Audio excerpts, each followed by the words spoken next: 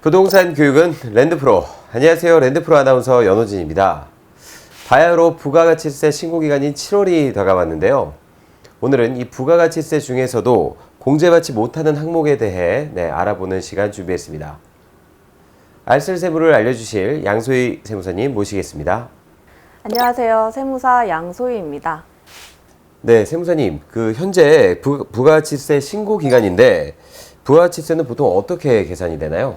네, 사업자분들께서는 7월 25일까지 제1기에 대한 부가가치세 신고 납부를 하셔야 되는데요. 이러한 부가가치세는 이렇게 계산이 되겠습니다. 매출세액에서 매입세액을 차감하고 나면 납부세액이 나오는데 이 납부세액을 납부를 하시면 되는 것이고요.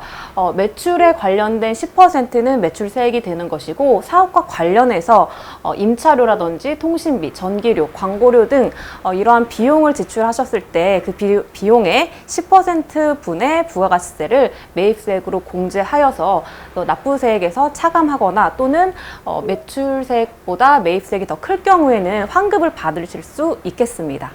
네, 그럼 이 증빙만 갖추면 모든 매입세액 공제가 가능한 건가요? 네, 증빙을 갖추셨다 하더라도 법에 열거된 불공제 사유에 해당하게 되면 공제를 받으실 수 없겠는데요. 이러한 불공제 사유는 이렇게 7가지가 있겠습니다. 첫 번째부터 말씀을 드리자면 사업과 관련 없는 지출을 했을 때는 당연히 부가가치세 공제 또한 받으실 수가 없겠고요. 두 번째, 사업자 등록 전 매입세액을 부담하셨다라고 하더라도 등록이 되어 있지 않은 상태에서는 원칙적으로 부가가치세를 공제받으실 수 없겠습니다. 특히나 사업 초기 같은 경우에는 매입세액이 많이 발생하는 반면에 매출은 일어나지 않기 때문에 보통 사업자 등록을 안 하시는 경우가 많은데 이런 사업 초창기일수록 꼭 사업자 등록을 하셔서 부가가치세 매입세액에 대해서 환급을 받으시는 게 유리하겠습니다. 그리고 세 번째, 세금계산서 미수치는 당연히 증빙이 갖추어지지 않았기 때문에 공제를 받으실 수가 없고요. 대신에 신용카드 매출전표나 현금영수 중에 부가가치세액이 따로 구분 기재되어 있는 경우에는 그러한 증빙도 가능하겠습니다. 자, 다음으로 소형 수용차에 관련된 비용도 부가가치세 공제를 받으실 수 없겠습니다. 여기서 말씀하시는 소형 승용차의 기준 어떻게 될까요? 네, 소형 수용차가 아닌 것을 제가 먼저 말씀드리는 게 편할 것 같은데요. 소형 수용차에 해당하지 않는 것은 트럭 같은 화물차와 승합차 그리고 경차가 소형 수용차에 해당되지 않고 일반적으로 우리가 볼 수 있는 차들은 대부분 소형 수용차에 해당한다고 생각하시면 되겠습니다. 다음으로 토지 그리고 면세와 관련된 매입세액들은 공제를 받으실 수 없겠습니다.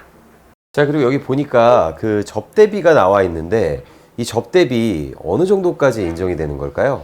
이러한 접대비는 일반적으로 한도가 있다라고 알고 계시는데요. 여기서 한도가 설정된다라는 것은 소득세법이나 법인세법에 따라서 비용으로 인정할 때 한도가 있는 것이고요. 부가가치세법상의 부가가치세 자체는 전액 불공제가 되겠습니다. 네, 그럼 이런 불공제 항목들은 전혀 비용으로 인정받지 못하게 되나요? 네, 예를 들어서 식당에서 식사를 하고 110만 원의 부가가치세 포함 접대비가 발생했다라고 했을 때는 10만 원에 해당하는 부가가치세액은 접대비이기 때문에 전액 다 불공제가 되는 것이고요. 대신에 110만 원 전체 금액은 접대비로 해서 소득세나 법인세 계산할 때 비용으로 인정이 되겠습니다. 네, 그러면 하나씩 살펴보도록 하겠습니다.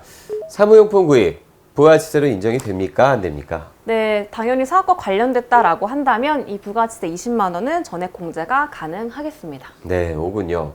자, 그러면 대표자 주택의 에어컨 구입 인정이 됩니까? 네, 대표자의 주택이기 때문에 사적으로 사용한 그런 비용이기 때문에 사업과 관련 없는 비용입니다. 따라서 부가가치세 공제는 받으실 수 없겠습니다. 네, 다음은 기계장치 매입 인정이 될까요? 네, 당연히 사업과 관련된 비용이기 때문에 인정이 되겠습니다. 네, 다음 보니까 출장 택시비. 이건 제 생각에는 업무의 일환이기 때문에 인정이 될 것 같은데요. 네, 그렇게 생각하시는 분들이 많으실 텐데요. 결론부터 말씀드리면 택시비는 공제를 받으실 수 없습니다. 사업과 관련한다 하더라도 이렇게 택시비나 또는 대중교통을 이용한 교통비 등은 예외적으로 세법에서 불공제 대상이라고 또 열거를 했기 때문에 공제를 받으실 수 없겠지만 대신에 소득세나 법인세에서 비용으로는 인정을 받으실 수 있겠습니다. 네, 이 업무용 소형 승용차 구입. 이거는 제가 정확히 알 수 있을 것 같은데요. 이건 업무용으로 구입한 소형 승용차이기 때문에 인정이 될 것 같은데요. 네, 그렇게 생각하실 수 있겠지만 이것도 결론적으로 말씀드리면 인정받을 수가 없습니다. 왜냐하면 이것은 업무용이지 영업용은 아닙니다. 예를 들면 택시나 버스 운전 같은 실제로 영업에 직접 사용되는 승용차는 인정이 되겠지만 단순히 업무와 관련됐다라고 하는 소형 승용차는 전부 다 공제를 받으실 수 없겠습니다.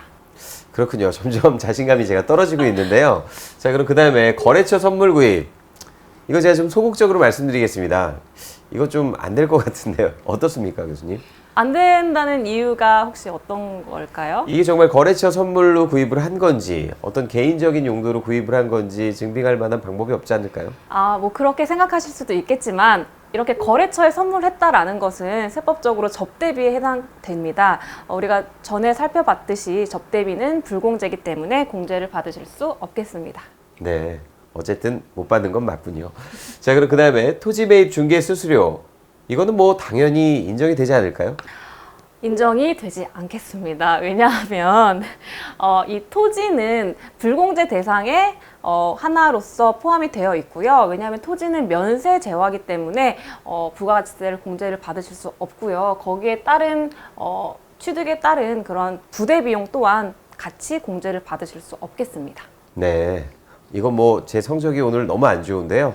자, 그럼 여기 제품 운반용 트럭 구입 안 될 것 같습니다.